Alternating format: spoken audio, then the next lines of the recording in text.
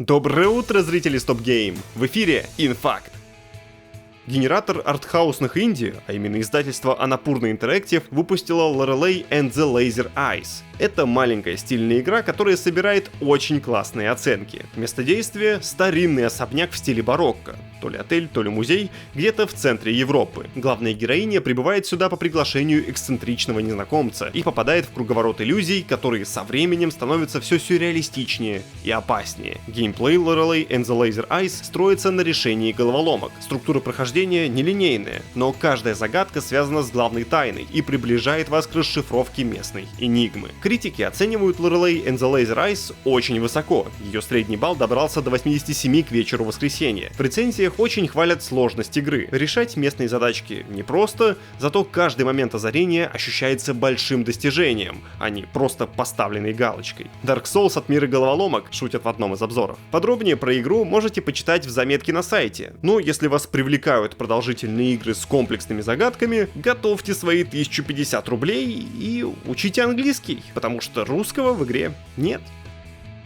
Официально по слуху, хотя нет, без слухов, глава Take-Two Штраус Зельник во время встречи с инвесторами официально обозначил окно релиза Grand Theft Auto 6. В этом году, напомню, уже ходили слухи, что в Rockstar Games не успевают к сроку и релиз проекта отложат. Об этом решили спросить самого Зельника, и он внезапно с уверенностью заявил, что компания ожидает релиз GTA 6 осенью 25-го. Именно исходя из этих планов корпорация строит финансовые прогнозы. Если разработка пройдет по плану, то уже скоро сможем зарубиться в GTA 6 на PlayStation 5 и боксе. Наличие локализации на русский пока не подтверждено.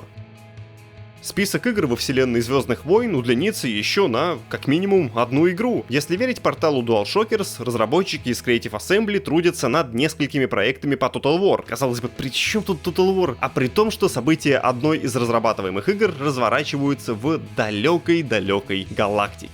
Как указано в материале, игра, которую издание называет Total War Star Wars, была одной из 3 Total War в производстве по состоянию на октябрь 23-го. Подробности о грядущей стратегии по Star Wars или названии 2 других тайтлов журналисты не предоставили. Однако предполагается, что релиз Total War Star Wars может состояться в течение ближайшей пары лет, так как обычно игры серии выходят каждый год. Стоит сказать, что первые слухи о стратегии по Звездным войнам начали всплывать еще в прошлом году. Главный редактор портала Video Games Chronicle Энди Робинсон докладывал, что этим неизвестным проектом занимается именитая студия. Теперь же журналист косвенно подтвердил сведения от DualShockers, мол, люди наконец могут перестать спрашивать, про какую команду он тогда говорил. Достали беднягу. Готовится перерождение Game Pass. Настоящий ядерный релиз от Фила Спенсера. Как пишет Wall Street Journal, Microsoft планирует выпустить в подписке один из самых больших коммерческих блокбастеров года — новую Call of Duty. Это значит, что колда впервые посетит Game Pass, а денежная преграда для входа в новую часть прямо на релизе значительно снизится. Не $70, а всего 11, то есть стоимость Game Pass на 1 месяц. Иные Call of Duty не добираются до такой низкой планки даже на распродажах спустя несколько лет. Но Wall Street Journal не рассказывает подробностей. Может, в Game Pass появится не вся игра, а, скажем, только мультиплеер. А может, Microsoft представит более дорогую версию подписки и выпустит Call of Duty только там. Инфа об изменениях в формате Game Pass иногда всплывает в интернете. Как предсказывали некоторые инсайдеры, Xbox сейчас очень нуждается в источниках дохода, чтобы отбить дорогущую покупку Activision Blizzard, и выкладывать Call of Duty в Game Pass ей невыгодно. Новые части серии стабильно входят в топ по доходности за год и приносят огромные деньги по традиционной модели продаж. С другой стороны, рост подписчиков Game Pass сильно замедлился, и Call of Duty его наверняка сильно бустанет. По поводу новой колды уже известно, что в ней ожидаются инновации в одиночной кампании. Впервые в серии должен появиться полноценный открытый мир по типу Far Cry. Большая презентация новой части должна пройти 9 июня сразу после Xbox Games Showcase. Вернемся к Take-Two.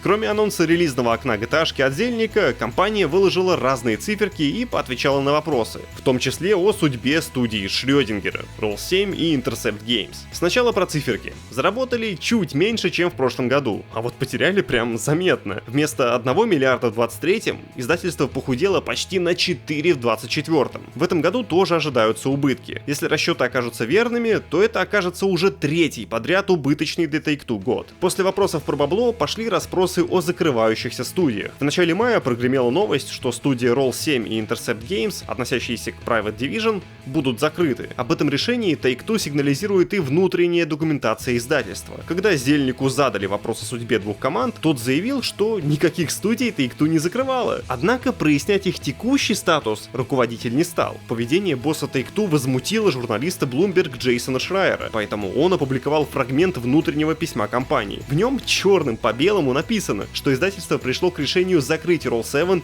и Intercept Games. Также репортер напомнил, что в прошлом компания уже скрывала закрытие студий. В 2013 году Take-Two упразднила 2K Marine, создавшую Bioshock 2, но продолжала делать вид, что с командой все в порядке, хотя на самом деле он и уже не существовало. Уклончиво руководитель прокомментировал и судьбу Private Division. По его мнению, издателю ничего не угрожает. Хотя, опять же, не все заявления Зельника оказываются правдивы. Например, в феврале он говорил, что сокращений больше не планируется, но уже в апреле по Take-Two прокатилась волна увольнений. Такие вот не очень веселые новости. Еще больше инфы со встречи по ссылке в описании.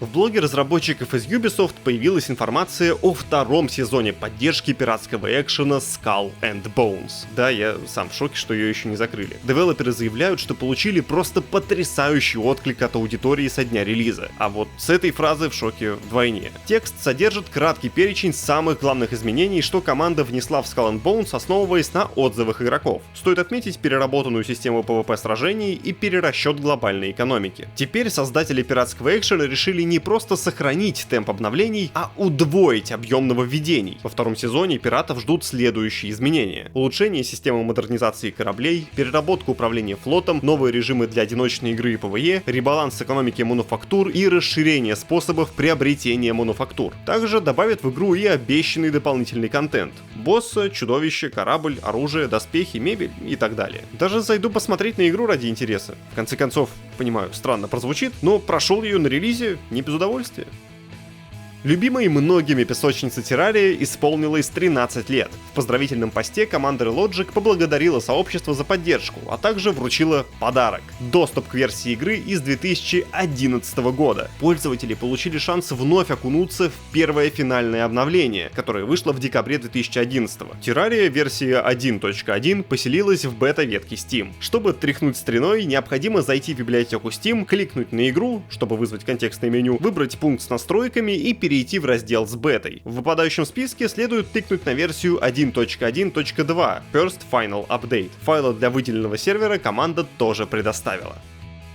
Уже 21 мая на ПК, PlayStation 5 и Xbox Series появится сетевой боевик X-Defiant. Компания Ubisoft обнародовала системные требования игры. Тут прям все подробно. Смотрите, изучайте. Владельцам 3080 Hi, остальным соболезную.